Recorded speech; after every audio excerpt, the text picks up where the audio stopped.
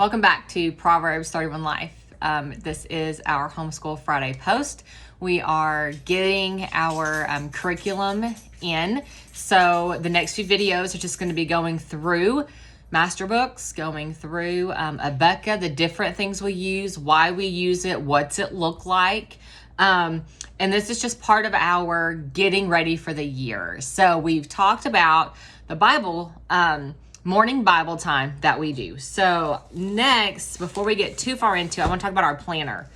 This is not necessary if you're going to homeschool. You don't have to have this. I just like it. I like to write things down. I write down what we're supposed to do each day. I check things off. I might do a few days, a week in advance. Like on Monday, I might write down everything for the week. And you'll see what our lesson plans look like and where that comes from. But for now, we're just gonna talk about this.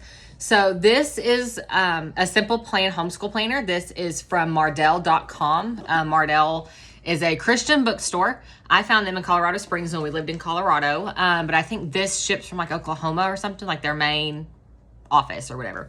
So this year I went for the undated. I normally don't do that for one very silly reason. And every year has a new design, new colors, and I like the new design and colors. That's it. But this year we went with the undated. This design was one that they had, I don't know, 3 years ago maybe or so. I like it. It's fine. I like the new things.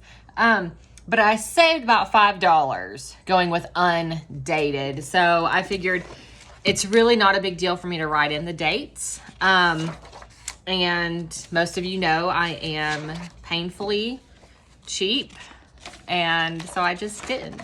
So it gives you monthly tabs. So let's see, here's July.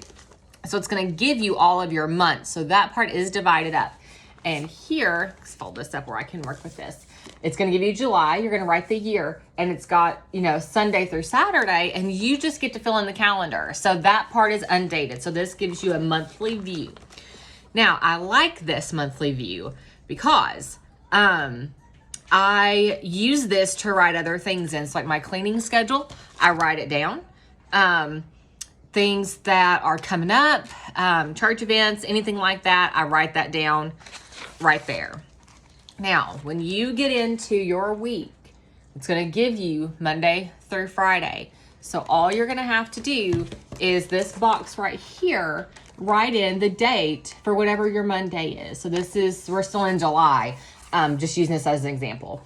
So this is your subject. So this is what I do. I write up here, normally the date is here. So we're gonna write the date in this box. And in this gray section, I write a number, and that number tells me what day of school, like what lesson we're on. So my curriculum gives me 170 lessons, but my state requires 180 days.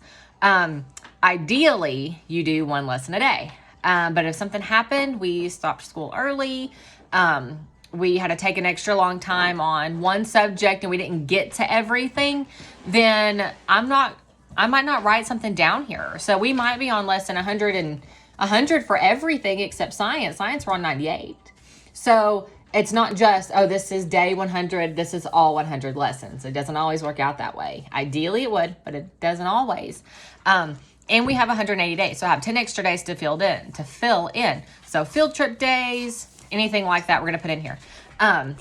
So what I do is these top boxes to here are for my oldest because he's going to be in high school. So he has more subjects. And I know there's a time coming, I'm going to need 2 of these, one for each child. But this year I'm going to try to make it work for both. But if I have to order another one, it's not a big deal. So typically I do his Bible, math, language arts, science, and history. And then this one, I put my daughter's name here, and this is all of her stuff because she is in the younger grades, and I could just write like letters and sound worksheet 2. And this is her memory verse, and we're doing this math speed drill, these math pages, and it all fits on one line. There's not as much detail and as much different things in one subject. However, the way this planner is designed, it is designed for the homeschool family with more than one kiddo. So what they do in the original, like their design of it, is you would write like Bible, and you would write, kid 1 is doing this assignment or this lesson, kid 2, kid 3. So you could really use this for up to like 4 or 5 kids. you would just write a much shorter description or write only the lesson that they did. I don't just write like math. I don't just write lesson 2.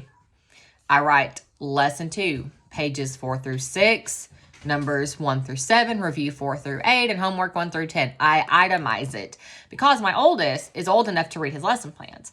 So I can write it down, and if I'm reading with my now 2nd grader, he can look at this and go, okay, that's what I need to do. Or I did all the classwork. What review did you say? And he can just look at it and see it. So it's a very self-led kind of thing. So this is going to give you July 1st through June. This goes, I believe it's all the way through June. So it's full months to write in to use as much as you want to. In the back, it's going to give you student records, attendance, and curriculum. You can, I don't use this. Our state requires me to use a different one, and then I have to print it off and turn it in. But the way they do it is you would just student whatever. So my first kid, circle the days we did school or put a check mark on the days we did school to show we had school that day. And you can do that. I think it's like 5 or 6, students. And then on the bottom, it's going to give you a total present, total absent, for the year. So you can just see it all at a glance. There's pockets on the front and back, of these, but not on the dividers. But on the dividers, there's a Bible verse, all different versions. So this one starts with Ephesians 2:8, for by grace you have been saved through faith. It's going to give you a overview in the beginning, how it's designed, what you're going to find in here. So like I said, I saved about $5 on this. I think after taxes and shipping, I paid right at $30. I want to say it was like $24 before. Maybe it was 20 to 25, something like that, for the undated, and it was $5 more. So it might've been like 27 before taxes and shipping for the dated one. So we're going to try the undated, go with it, see if I can still use it the way I like to use it comfortably for 2 kids. The beginning of every month is going to give you that whole monthly overview of the larger boxes, but it's also going to open and it gives you an overview like this. So, and I know it's backwards to you guys, I'm sorry. This is, so this is like April overview. Every month starts this way. This is going to give you things to accomplish, special activities, and you have websites, prayer requests and answers, supplies needed, and a reading list. So especially if you're more of a Charlotte Mason or you're doing unit studies, something like that, and you want to pre-plan ahead, you can have that and write it down. That way you don't forget, and you can go, oh yeah, this is what we're going to do. These are the things that we want to accomplish. These are the prayers that we had, the prayer requests that got answered. So real simple, a simple plan from Mardell. So that is the planner we use. Like I said, it is not required. You can do this without it.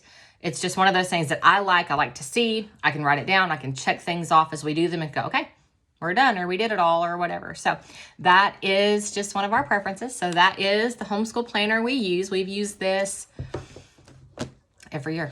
There was one year that we didn't do it. I used just something cheap from Walmart and I hated it.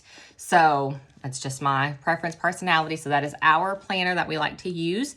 Order this online, or if you have a Mardell close to you, you can pick it up in store in their homeschool section. It'll get paid for this. This is not a sponsored video. This is just sharing something that we like that maybe it will help you in your homeschool journey. So until next time, stay in the Word, stay close to the shepherd, and let him lead you in passive righteousness.